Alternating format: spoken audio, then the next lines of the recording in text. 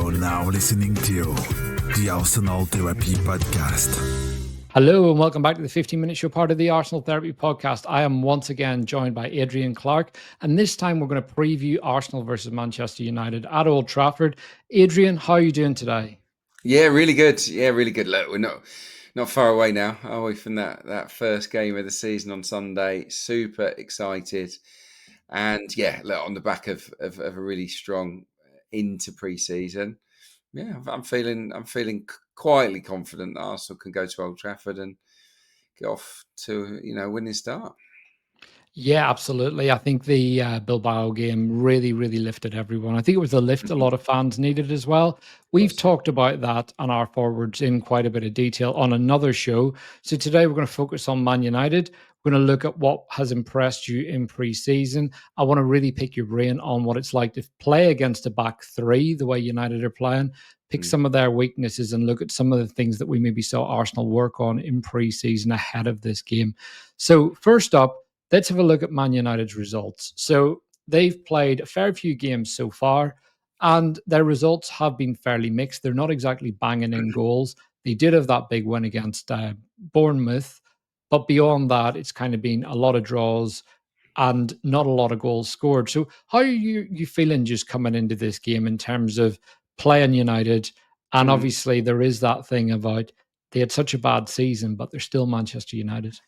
Yeah, exactly, and they've signed some good players, haven't they, in the forward department? So it won't be easy. I haven't seen a lot of these games. I've seen bits and pieces, but look, Man United fans are quite bullish over pre-season. Not so happy with the last game against Fiorentina, but in general, I think they like what they're seeing. There's a bit more energy. The team looks fitter and sharper. And understandably, after a pre-season with Amorim, they're more au fait with the way he wants them to play. So I think we will see an improved Manchester United this season. And they've certainly got more goal threats, haven't they? Who knows whether Seško will start, but Cunha will, and Mbumo, of course, and Bruno Fernandes. So they've got players there that could hurt us if we make mistakes. So yeah, this is an exciting opener. It really is. Yeah, and how much do you think the play on the badge feeds into it? Because we've gone to Old Trafford so many times over the years where we've absolutely expected to really roll them over. I'm still scarred by 2016. I rocked up at Old Trafford full of confidence, Marcus Rashford's debut, and we got beaten 3-2. Yeah. That game kind of cost us the league title, in my opinion. And it's always felt like at Old Trafford, we've gone in as favourites in recent years, and we've never quite rolled them over the way that we should have. Yes. Do you think it'll be different this year? I hope so. Yeah, it's absolutely true. Yeah, we've not brought our A game in at Old Trafford, really.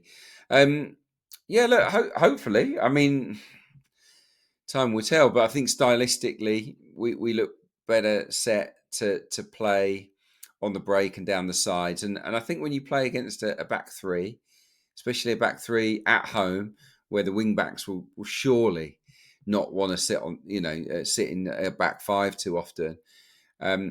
First home game of the season, surely they're going to want to get on the front foot and score goals against Arsenal and get off to an exciting start themselves. So if the wing backs are going to push on, there will be natural spaces down the sides. And I do think in Gyokeres, we have a player that can cause a back three more problems than we have done previously. So yeah, that's one aspect that I'm looking forward to seeing in action. Yeah, and you mentioned playing against the back three.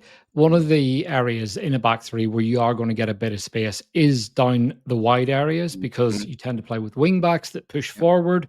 In pre-season, we did see quite a bit of Arsenal playing those lofted, quick switches across the park.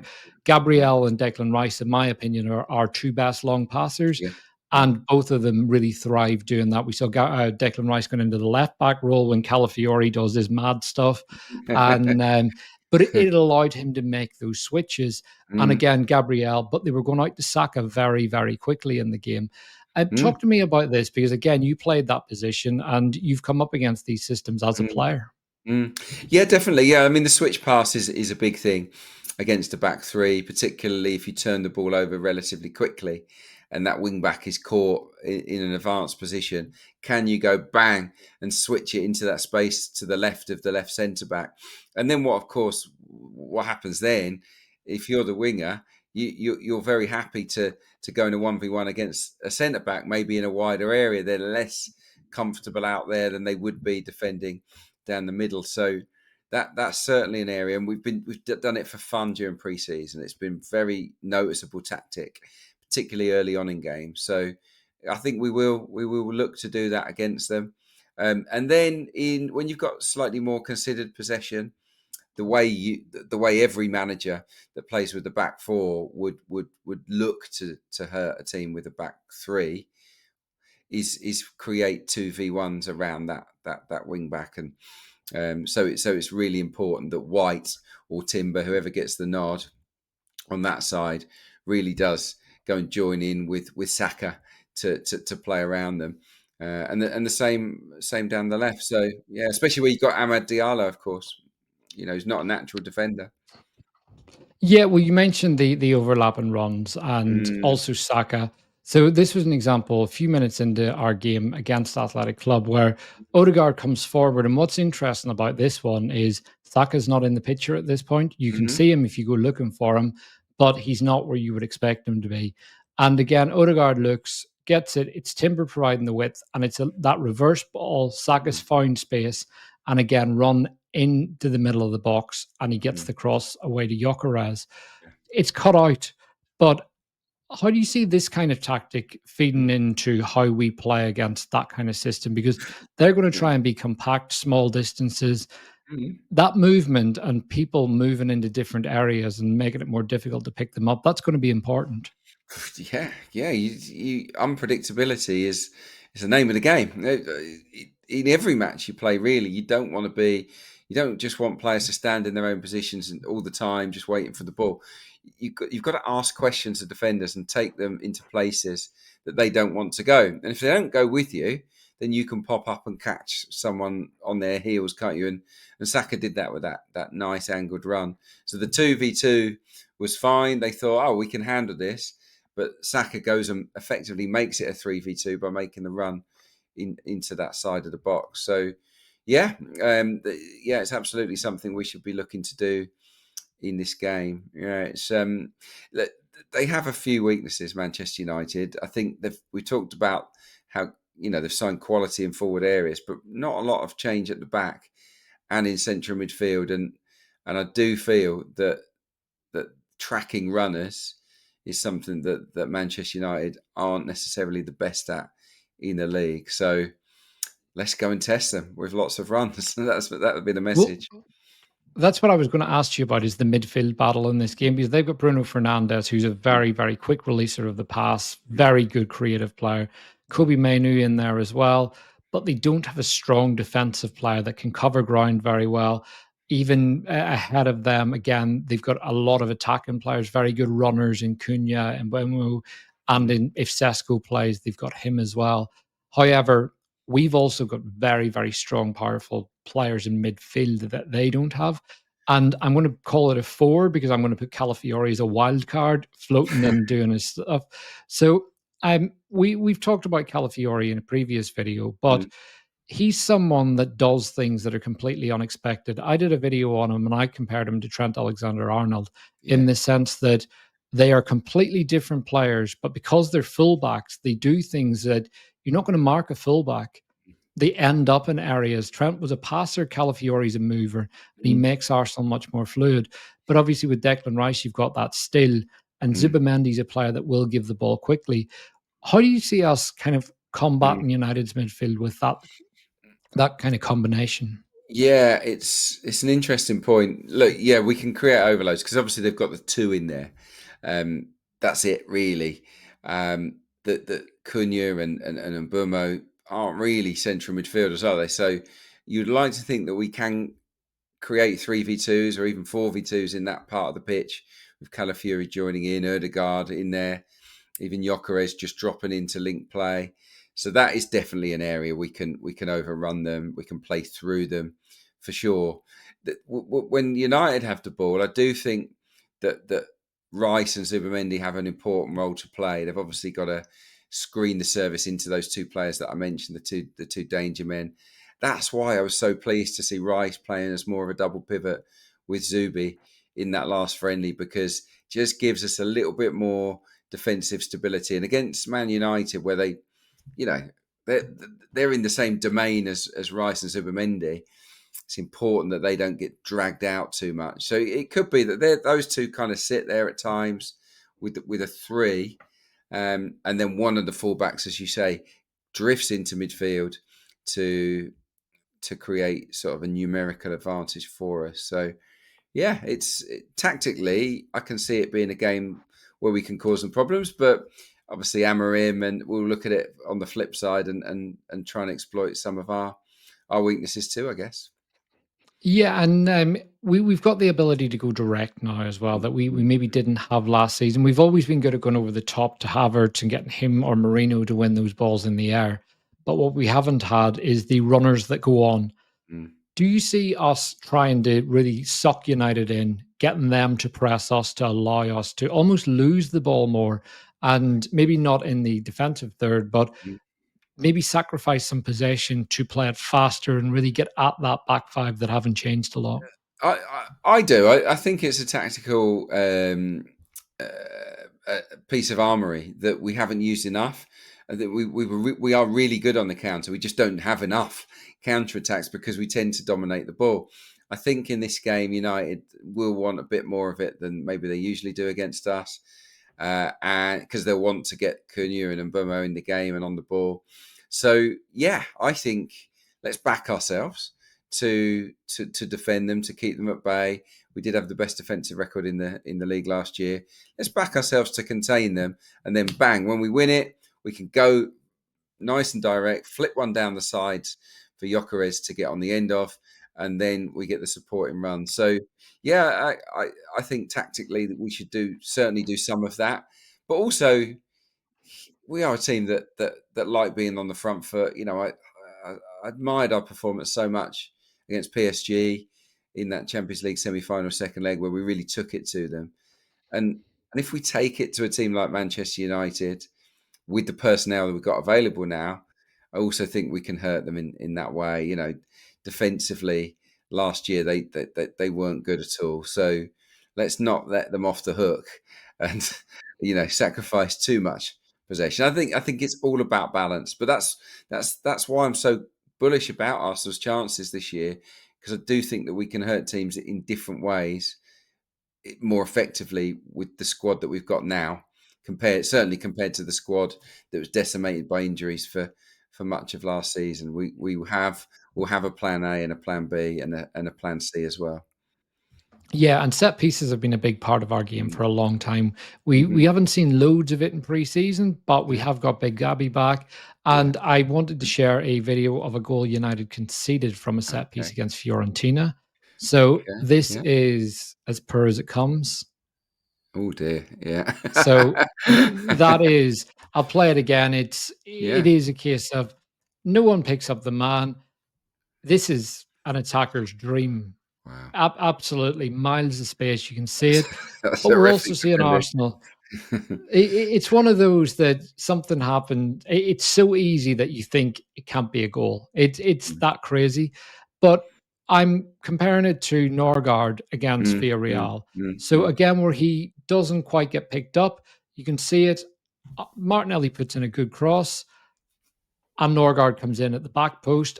Not as bad defending from Villarreal's as United's was, but again, it does show that we've got this in our locker even now. So again, he's just left completely open at the back post. And what's interesting is the fact that both Arsenal and United have scored a goal with a very easy tap in from a corner, and United have conceded one that's very, very similar. What are your thoughts on this? Because that will be an area that no doubt Arteta will want to exploit, especially with Gabriel back. Yeah, I think we scored from set pieces against Man United last year, didn't we? Yeah, look, we didn't defend set pieces very well last year. I think we were the third worst, which was really disappointing. But Man United were only one goal behind us, so they conceded a lot of goals from corners and wide free kicks. They do tend to get drawn into that near post domain, as we saw in that clip against Fiorentina, and that does play into our hands. What we did against Villarreal was sort of, Kivior was quite clever. He sort of pinned the guy that wanted to sort of recover and close down Norgay. Well, he just plonked himself in his path. Marino also lent a hand. So we'll be ready, and we'll look to have blockers in there for sure. Look, I think it's an area we can hurt Manchester United. Simple as that. Obviously, they've got a couple of new faces in there as well, forwards that will come back. Are they completely on board with what's expected of them defensively? If they're not, maybe we can pray on that a little bit as well. So, I think look, set pieces are going to be a rich sort of part of our armoury this season, I think. So it'd be nice to get off the mark with a set piece goal. Did you see the set piece we tried against Tottenham? Did you notice that one? The 5 players on the edge of the box. We did that again the other night against Villarreal. Yeah, I didn't spot it so much in that game, but yeah, it's an interesting innovation. That again, it's just doing something unexpected, something that, because they can't go and put 3 or 4 man markers on the edge of the box. That would just be crazy. So it's putting doubt in defenders' minds and thinking, oh, what do we do here? So I like that, and hopefully we can sort of take that particular set piece to the next level in the next few weeks. Yeah, and I think, as you mentioned, we haven't been good at defending set pieces, or I don't think defending crosses in pre-season. We haven't got set. We've allowed scrappy goals as a result of not getting ourselves switched on fully, not clearing the ball at times, and it's not just been from corners, but in the defensive third. But what I really liked was this pass from Zubimendi. So he won it end of the game, and you could see he gets it and straight out. He wasn't messing around. So I'll go back to the start where he actually wins the ball. He's over quick, straight in, and he's away. And again, it relieved pressure, even as just a pure clearance. It's one of those where it gets the ball up to the other end of the park. But it was nice to see a player that was switched on enough that he knew how to win that ball very cleanly and get in there fast, but then get his head up and play that ball straight up. But what I found really interesting was, too often for me, we've seen at that stage of the game, Saka, Martinelli, whoever it is, be quite deep into our half. So the outball hasn't been on. You mentioned having an outball with Gyokeres and Madueke and those kind of players, but we haven't always utilised what we've got already in Saka and Martinelli and their ability to travel, because we asked them to come very, very deep to almost protect their fullbacks. Yeah. Do you think that's an area that we will see improve this season in terms of the level of risk to allow more forward play from those situations? Yeah, I would like to see a bit more of that. Yeah, for sure. Take chances. Yeah, leave someone up a little bit. I mean, you are risking it because you don't want the opposition to create 2v1s and go and hurt you. But often what happens, if a Saka doesn't get back and he stays upfield, then they'll be so scared about it that they'll go a little bit more cautious themselves. So it's a sort of, it's sort of who dares really is kind of how it works in those situations. But no, I'd like us to take 1 or 2 more risks for sure, because we do have a little bit more speed now, and those 2 wingers did have to do a lot of work defensively. Not so much Saka. When you think about Saka's touches, you look at his touch map over the course of last season, the vast majority of them are basically in the final third.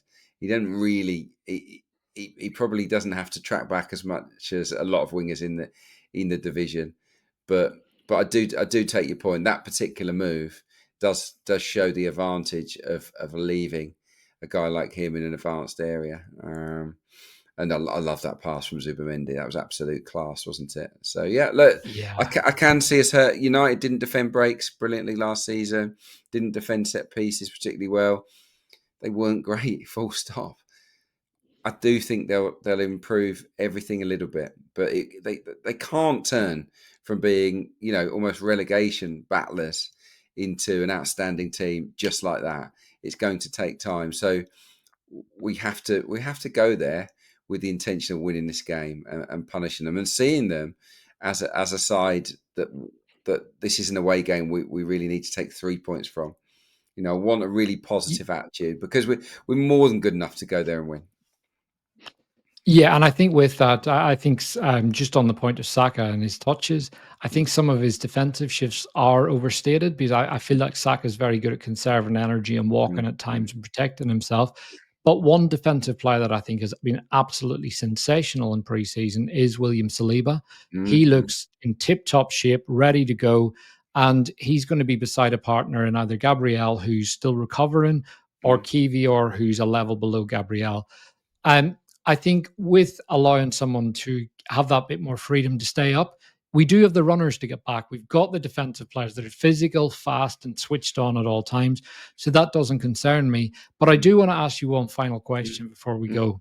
And that is, who would you start at Old Trafford? So I think most of the team picks itself, but what 11 would you go with from the whistle? Oh, you put me on the spot. Well, David Raya in goal. That's a nice, easy one.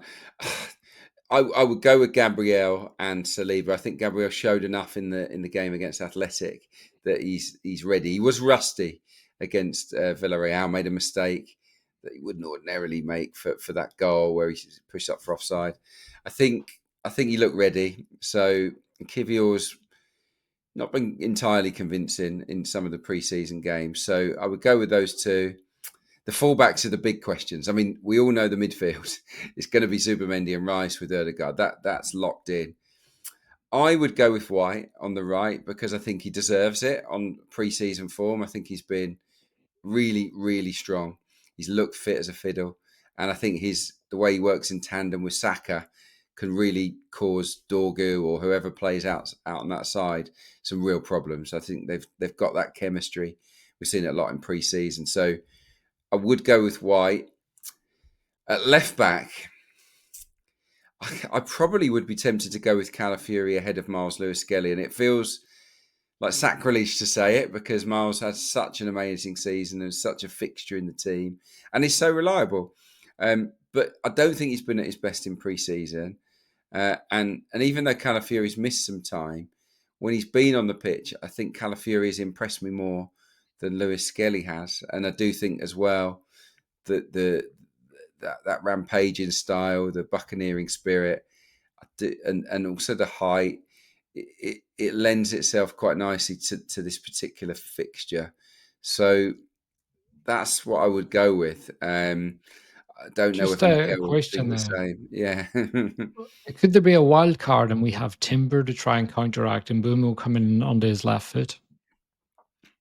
Well, he looked at it, didn't he? He did look at it the other day.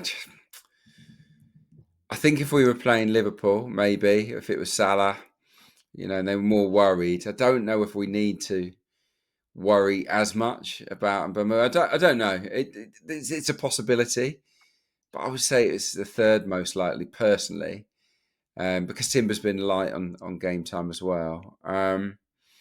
Look, it is a toss of a coin. I think at left back, I really do think that. But no, I take on board what you said. I guess I'm being more positive in the team selection. They're thinking about how we can go and hurt them, with White and Calafiori. I'm thinking about how those guys can really take the fight to United. But if Mikel's going more pragmatically, he'll probably look at it slightly differently because Timber, let's face it, Timber is a better defender. He's a better defender than White, Yeah.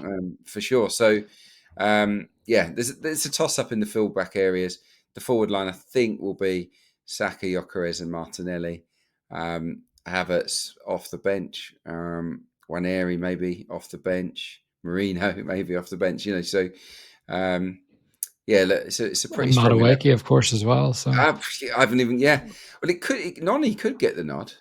I mean, it wouldn't shock me completely if he got the nod over Martinelli, but my sense is that he'll go with the player that's most used to the way that we play. But yeah, Noni Madueke could be a game changer, in the second half, potentially. So yeah, look, we've got options, and it's good to go to Old Trafford in rude health with the vast majority of our players fit and firing and ready to go. So, yeah, that's probably the team I'd pick. But if you ask me on the day, I could easily pick two different fullbacks. So let's see.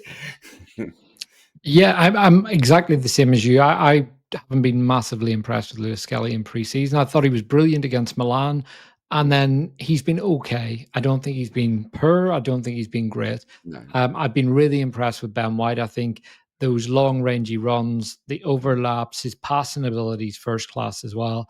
But yeah, for me, I would go with the same team that you picked. I would, whilst I see the advantage of having Timber on the pitch, I would rather go and force the game than try and not lose it. And that's what I hope to see a lot more this season. But yeah, massive thanks for joining the show, Adrian. That's all right. Please tell everyone where they can find you and a bit more about your recently new channel.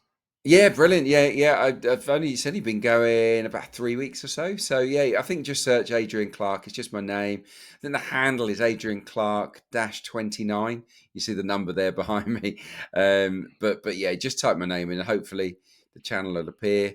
Yeah, look, I'm looking to do breakdowns of matches, post-match, sort of fairly instant reaction. I might do some more considered pieces.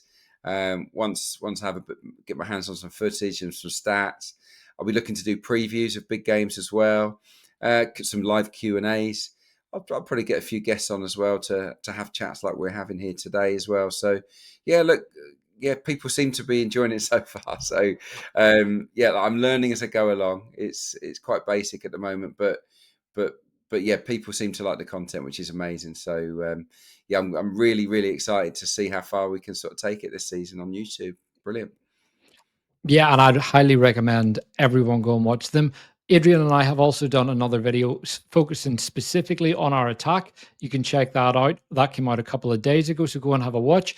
If you've enjoyed this video, please drop us a comment. Tell us what you think. Drop a like, hit subscribe, but ultimately come and have a conversation with us. Thanks again, Adrian, for joining the show. It's been a pleasure having you on, and we'll see you again for another show very soon. Have a great day.